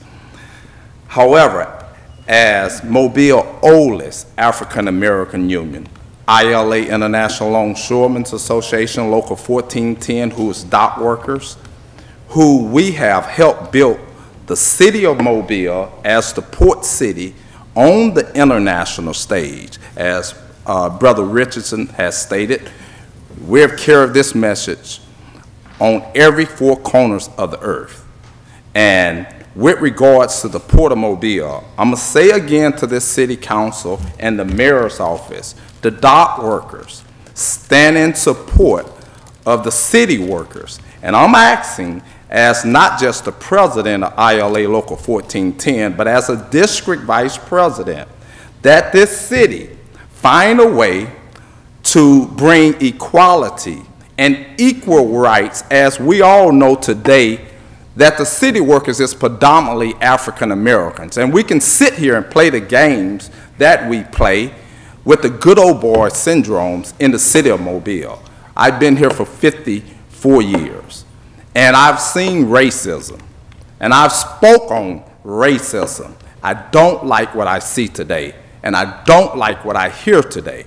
So as Mobile being one of the fastest growing ports in North and South America, I say today again that the city of Mobile, its government, need to do something with equality with the city workers. You paid however it was with the government. The fire department, the police department was given a $5,000 bonus and a 2.5% raise, and yet you did nothing for the city workers. I'm applauded as a labor leader in this port. So thank you for your time, but I ask you to take that into great consideration, and we will not sit any longer with the city to wait or allegedly act like you're going to do something about the city workers. So we built the city together, and if the city government don't want to do anything, we'll destroy it and tear it up together. The city of Mobile. Thank you. Thank you, Mr. Bass. Have a good day. Next speaker. David Smith, and following David Smith is Stuart Davis. Ladies and gentlemen, please refrain from all conversation. All conversation. Thank you. Please. Good afternoon. My name is David Smith. I'm president of the local branch of the NAACP here in Mobile, also president of the ACSEJ. I've been here several times with the same issue. Nothing's changed, essentially. All we've asked for was a conversation with the mayor about this issue. We followed the suggestions of the council people to get in contact with the mayor through the proper channels. fill out the paperwork. We've done that. We've still not received a satisfactory response. I was informed today that someone from the mayor's office did get in contact with Joe and say, well, you can come and speak with maybe a supervisor. But that's not, I mean, we all agree, that's not what we asked for. So it would appear that the mayor is tone deaf on this whole issue. I'm really glad that there are young people over my right shoulder and left from the University of South Alabama. Typically, it's the youth that takes social issues and make them known. And I'm hoping that these people will listen to exactly what's going on, take note of the fact that the mayor is completely non-responsive to this group of African-American workers, 250 or so, and he refuses to talk with them. It's a dignity and respect is lost completely. And I'm hoping that maybe these people, if you got some questions, ask me. I'll tell you, this one stinks. And someone needs to make the mayor aware that he needs to treat these people like the hard workers that they are and listen to what they're asking for. Just listen. It's ridiculous. He has not responded. We've been down here at least 6 times I know of. No response. That's unacceptable. This is 2018. We don't do that anymore, not even in Mobile, Alabama. It doesn't happen. Thank you. Thank you, Mr. Smith. Have a good day. Next speaker, please. Stuart Davis. Following Stuart Davis is Kenneth Riley. Good afternoon, Mr. Chairman, members of council, the mayor who's not here. I can't believe you didn't give him a seat in the good seats. You make him sit over there. My name is Stuart Davidson. I'm a partner in the law firm of Willig, Williams, and Davidson, located at 1845 Walnut Street in the city of brotherly love and sisterly affection, Philadelphia, Pennsylvania. For the last 35 years, I have represented workers and working families across the United States. I've represented public employees and private workers. I've represented them in Pennsylvania and Illinois and South Carolina and North Carolina and here in Mobile, where I represent the International Longshoremen's Association, and in Birmingham, where I represented the United Food and Commercial Workers. I represent people who pick up trash, who teach our children. I represent professionals in orchestras, on football teams.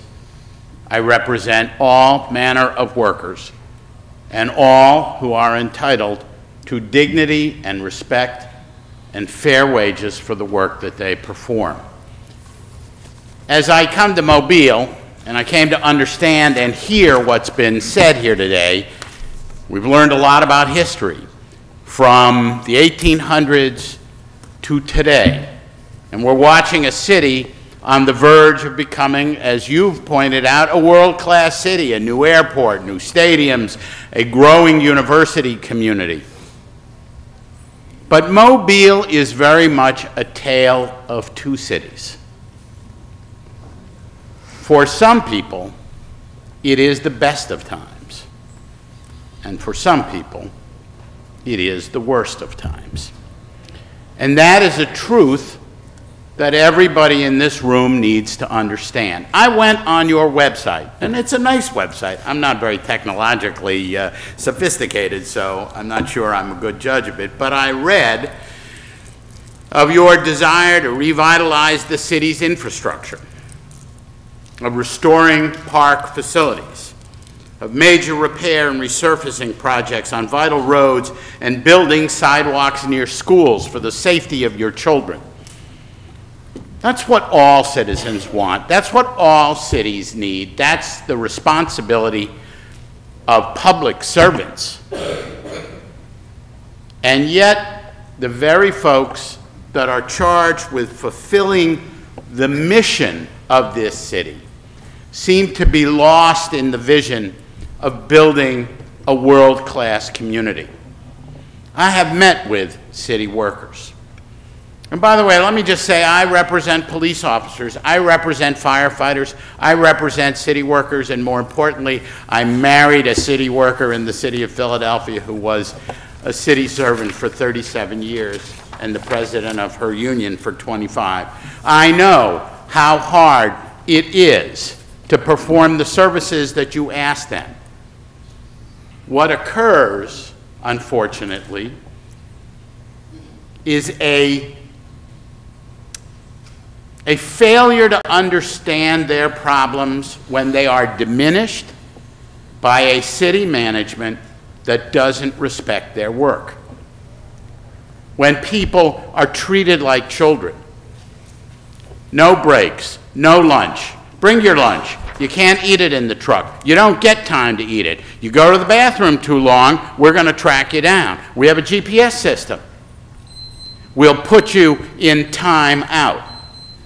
That is not the way a world-class city treats its employees. Paying them wages after 20 years of service that amount to $15 to $20 an hour. City employment in this city and virtually every other major urban area was a pathway out of poverty and not into poverty. And maybe, as I heard this morning at your earlier meeting, the reason you can't find people to fill city jobs is that you have made city work in those positions so offensive to people that they don't want those jobs. And so you'll spend $50,000 on a company to remove trash whose trucks can't fit down your streets. That's not a world-class city. Mr. Chairman, I wanted to introduce myself to you because I'll be back in Mobile. We are looking at how it is that people are treated and whether there is a racial divide. It certainly seems so on the outside. I know, don't tell me. It's up. No applause, please. Thank you for giving me the time to introduce myself, and good luck. Welcome. Have a great day. Kenneth Riley.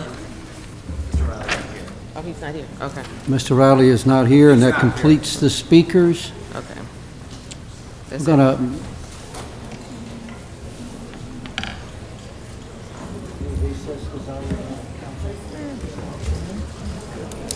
That's the end of the That's the end of the speakers. We take 2 minutes. Did Casey Gino, Casey again, did you want to address the council? It was regarding O'Daly's, so. Okay, ladies and gentlemen, we're going to take a very, very short break. This is your time to make a break. Again, we will not vote on Resolution 01444 today. Thank you.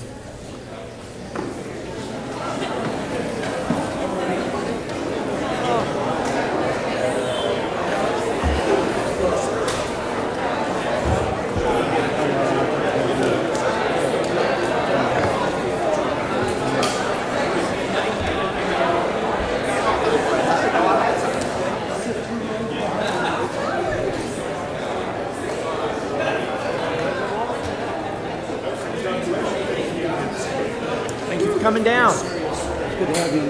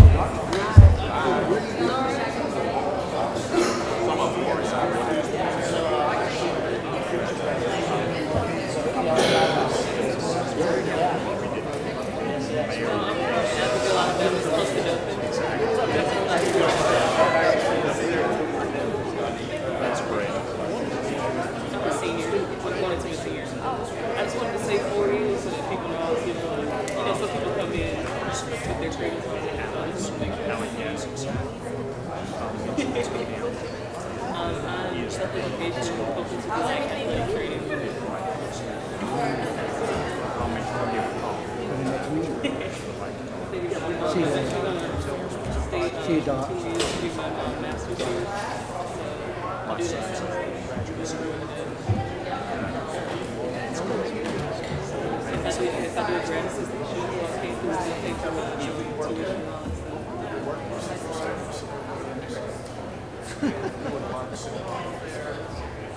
Hey, why don't you come down here every week? I've served on planning commissions, water and sewer boards in Arkansas.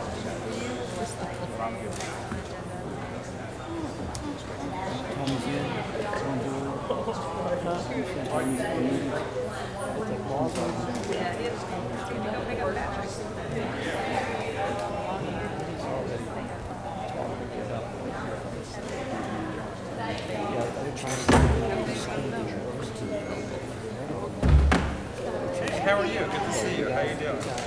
Figured out what the numbers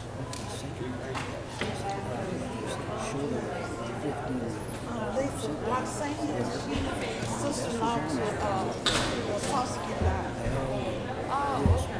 Her husband is stepbrother or something. Oh, because she's not. They came here from Detroit or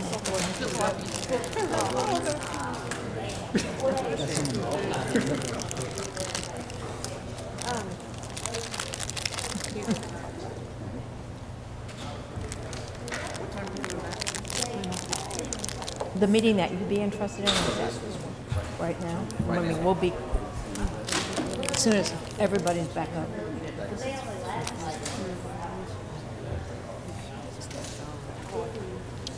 All right, let me get Fred back here. Yes, and Gina's here. All right, ladies and gentlemen, welcome to everyone. Back at it. We're back in session. If I could get somebody to close that door behind them, that'd be awesome. We have just finished the presentations and we're on with our agenda.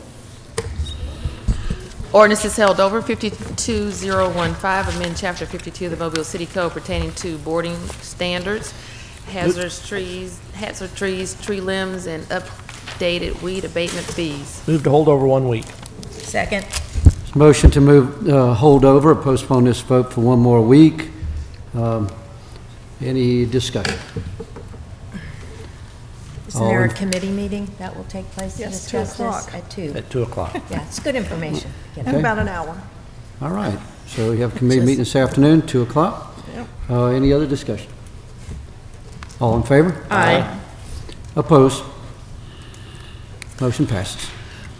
Resolutions held over. 01412, to authorize agreement with Architects Design Group for development of a detailed spatial needs assessment, site analysis, master plan, and estimate of probable costs for the City of Mobile Public Safety Facility.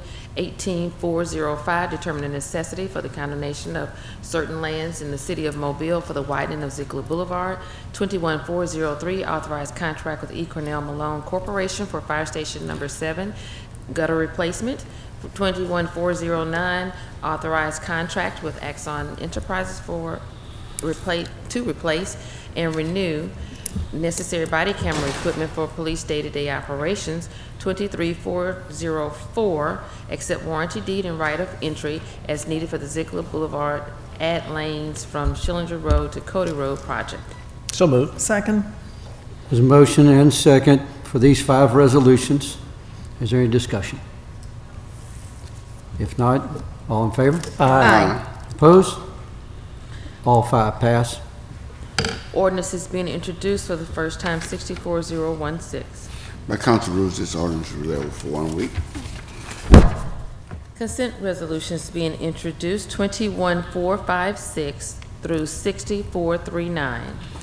Motion for the suspension of the rules for immediate consideration of resolutions 21456 through 60439. Second. Motion and second for immediate consideration. Any discussion? All in favor? Aye. Opposed?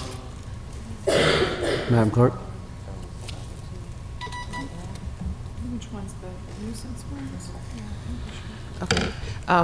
Mr. Chair, if we could, go ahead and make the motion to postpone the vote on the two nuisance. Well, I'll move, my understanding is we're going to move to postpone 624 Wiley Lane for 2 weeks. 2 weeks. That's my understanding, yes. Yeah, okay, move to, why don't we do it one at a time? Move to layover 4418 for 2 weeks. Second. I would have motion to postpone for 2 weeks for the address of, that is 4418 Wiley Lane. Any discussion? All in favor? Aye. Opposed? Motion passes. Move to table 258 Clay Street, which is 42. 427. Right. All right, second. Have motion and second to table 40-427. Any discussion? All in favor? Aye. Opposed? Motion is tabled. Move to approve the rest. Okay. Clay. Clerk. Hold on, Joe. Hold on. Come on to the clerk. Okay. You move. It's okay. I'll read them all at one time. 21456, declare an emergency and authorize the mayor to enter into a contract for trash pickup pursuant to Alabama Code Section 41-16-53, not to exceed 30 days and $50,000. 31413, authorize the mayor to apply, accept, and receive funding from the Office of Victims of Crime, Law Enforcement Based Direct Victim Services Technical Assistance Program Grant, $450,000, no local match. 37414, recommend approval to the ABC Board for issuance of a retail beer, table wine, off-premises only license for Piggly Wiggly on Moffett Road. 37415, recommend approval to the ABC Board for issuance of a lounge retail liquor Class 1 license for the Billiard Club at 4130A Government Boulevard. 416 through 429, fixing the cost for demolition of structures at 1158 Newman Lane, 656 McLemore Street, 656 McLemore Street, 3519 Keelan Road, 2117 Webb Avenue, 606 Youngs Alley, 458 East Street, 2550 Grenada Avenue, 6850 Cary Hamilton Road, 2307 Dixon Lane, 1479 Fairfield Street, 401 Chin Street, 1115, also known as 1195 Edward Street, 4430 through 4438. Yes. Fix the cost for securing the structure at 1109, also known as 1195 Edward Street, 259 Cherokee Street, declaring the structure a public nuisance at 129 West Drive, 2536 Victory Avenue, 1700 Sligo Street, 1572 Robert Ely Street, 660 Pilling Street, 322 Lexington Avenue, and that's right. 851. Oh, What about Grimes? 851 Grimes. Oh, 851 Grimes Street. Public nuisances in order to demolished. 6439. 6439, approve award a special bonus to firefighter of the month as part of the mayor's incentive program, and that's to Benjamin Lee, $500. So moved. Second. We have a motion and a second for all resolutions read by the city clerk. Is there any discussion? No discussion, then all in favor? Aye. Opposed? All motions pass, or all items pass. CIP resolutions being introduced, 21441 through 21443.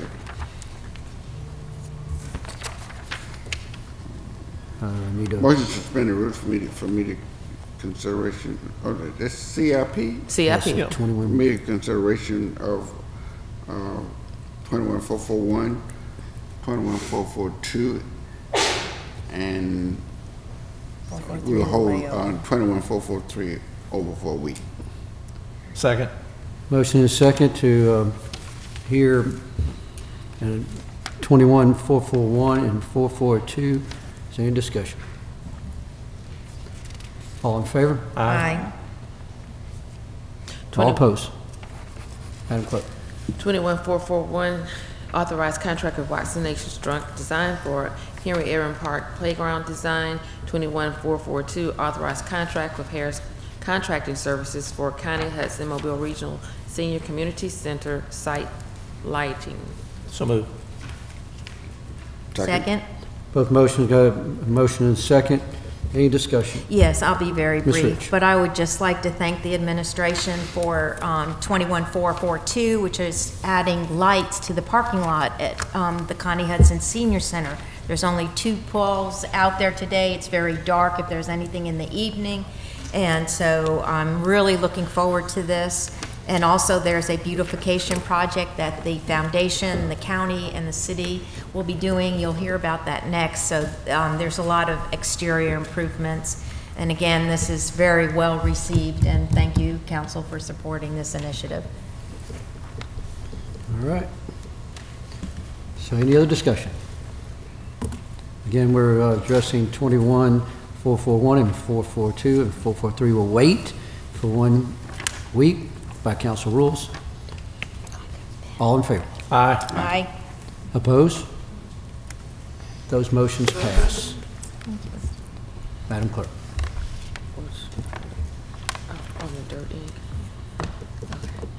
Resolutions being introduced for the first time, 01444 through 37454.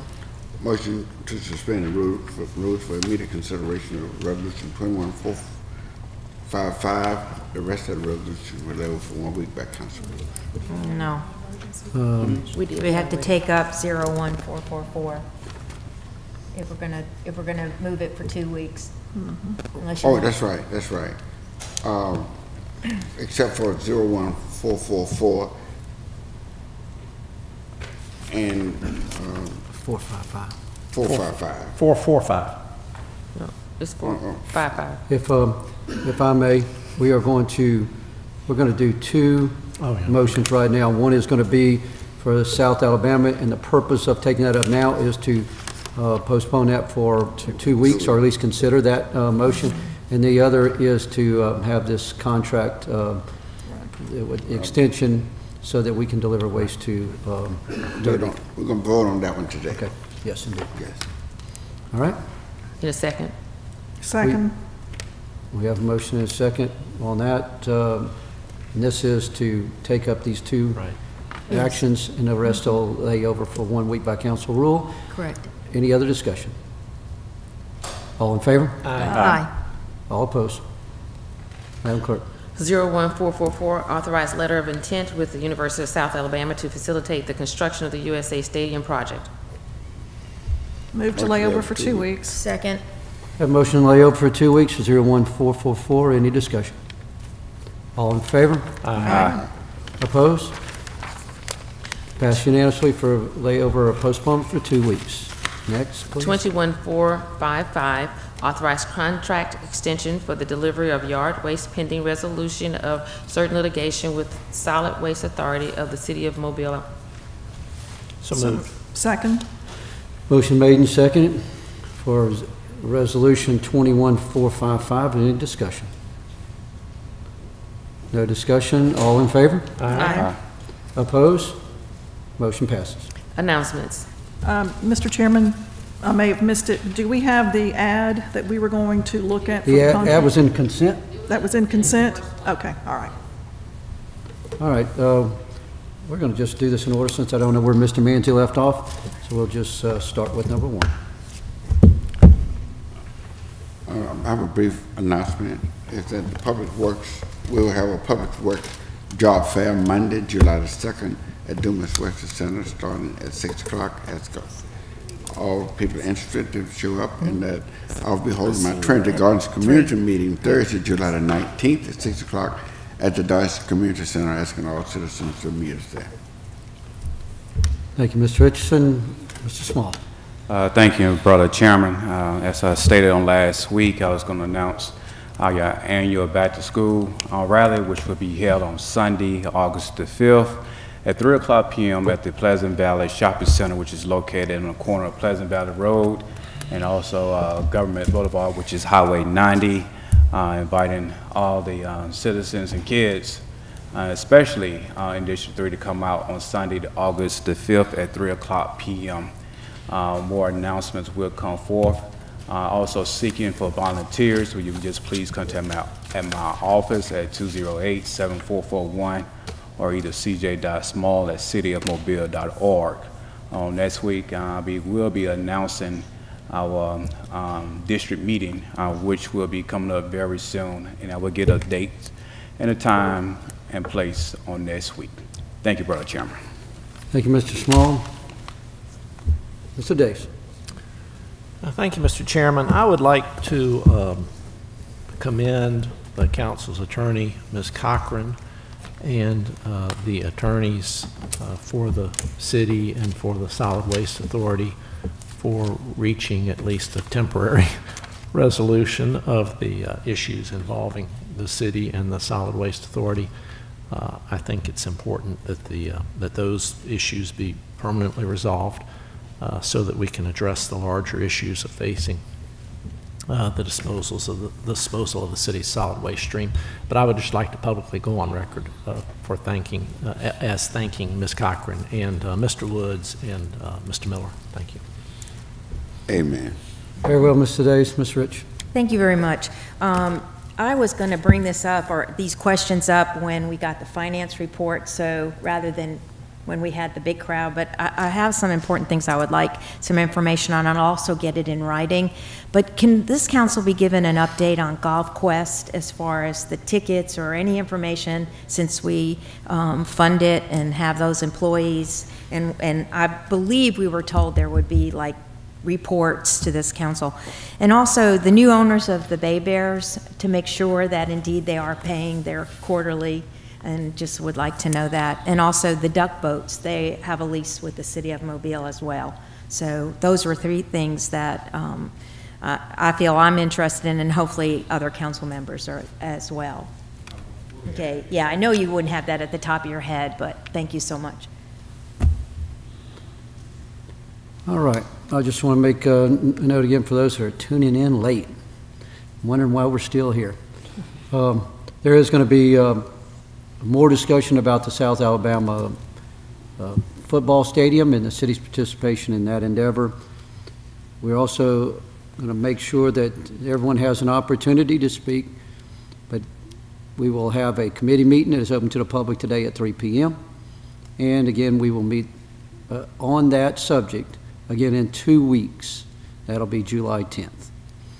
There's also a committee meeting at 2 p.m. chaired by Mr. Richardson to talk about the new policy that, or ordinance that is before us to address blighted properties. And nothing else by the those in attendance for the council? Move to adjourn. I have a motion to adjourn. Second. Motion and second. Any discussion? No. All in favor? Aye. We adjourn. All right. Good job, John. Better luck. Have done. Whew.